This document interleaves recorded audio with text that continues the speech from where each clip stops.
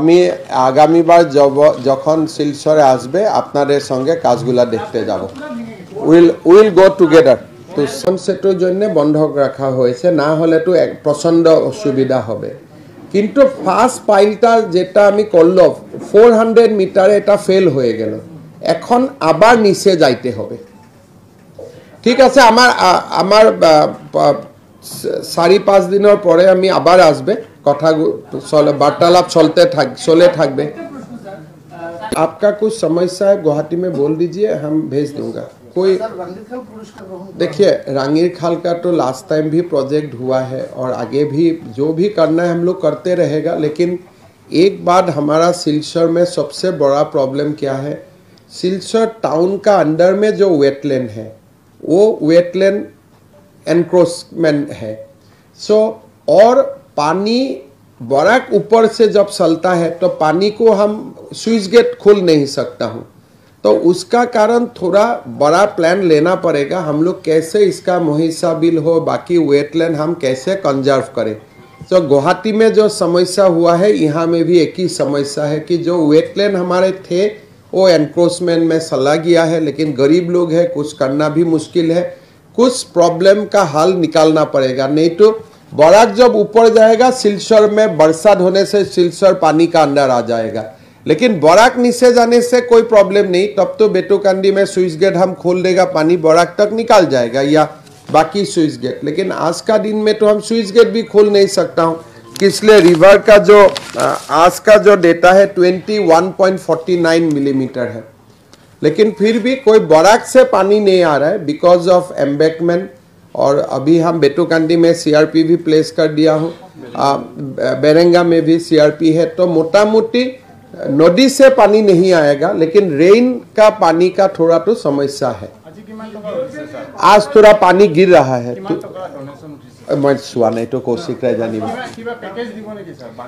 बानपानी कारण जी কৰিব লাগে আমি কৰিম এতিয়া তো বানপানী স্টার্ট হৈছে লাষ্টলৈকে দেখা যাব না মাস্টার ড্রেনটা সম্ভব হবে কিন্তু আউটলেটটা কোন জায়গায় থেকে হবে এটাই সবচেয়ে সমস্যা ড্রেনটা বানাইতে পারবো लेकिन ড্রেনটা বানানোর পরে পানিটা তো বাইরে যাইতে হবে ওইটা একটাই উপায় আছে ভরলু আমি যে রকম একটা পাম্পিং স্টেশন করেছি এই রকম একটা পাম্পিং স্টেশনের প্ল্যান করা যায় এটা একটা সম্ভব কি বড় বড় পাম্প আমি ইনস্টল করলে যে রকম ভরলু থেকে আমি পাম্প করে দে ব্রহ্মপুত্রতে এই রকম করতে পারি কিন্তু 50% রিলিফ হবে পুরা রিলিফ তাও হলেও হবে না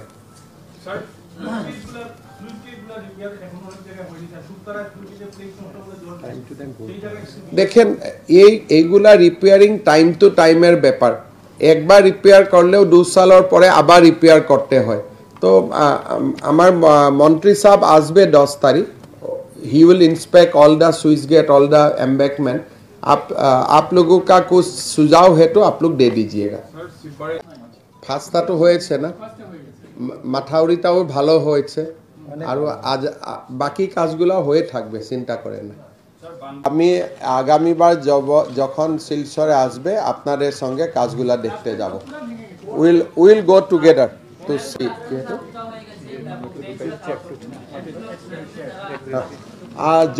জবির হোসেন বরভূঁইয়া আপনারা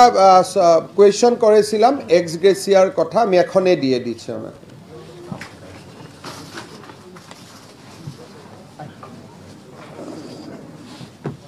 জবির হোসেন বরভূঁইয়া তেওঁ ঢুকাইছে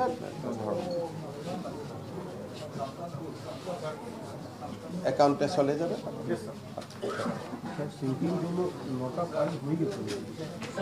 और सिंकिंग जोन में अभी 9 पाइल हो चुका है 600 में अगर टिक जाएगा तो हो जाएगा सिंकिंग चलो बाद में बात करता हूँ अपना और जी सकले मुख्यमंत्री रिलीफ फांडत जोने जेनेके पारे सहाय करिছে সবাইকে আমার প্রণাম সবাইকে আমার নমস্কার ঠিক আছে থ্যাংক ইউ সো মাচ